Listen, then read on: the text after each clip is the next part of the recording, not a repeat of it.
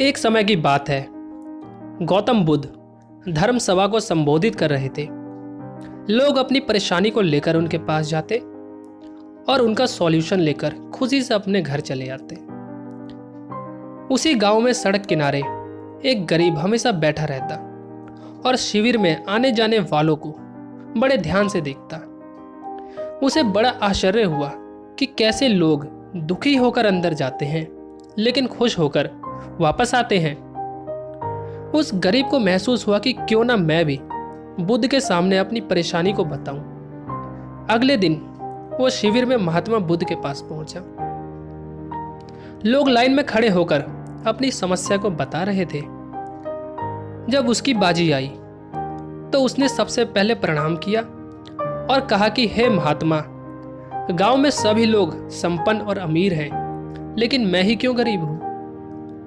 बुद्ध ने मुस्कुराते हुए कहा, तुम गरीब और बेघर इसलिए हो क्योंकि तुमने आज तक किसी को कुछ नहीं दिया। इस पर गरीब हक्का बक्का रह गया और कहा, हे महात्मा, भला मैं किसी को क्या दे सकता हूं?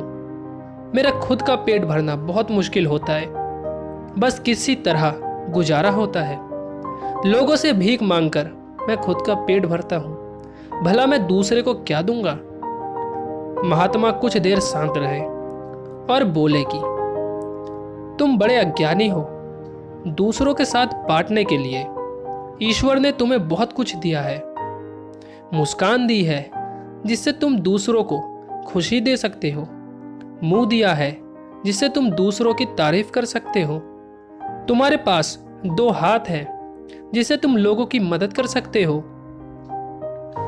जब ईश्वर ने तुम्हें इतना कुछ दिया है तो तुम गरीब कैसे हो? गरीबी का कारण तुम्हारा मन और दिमाग है।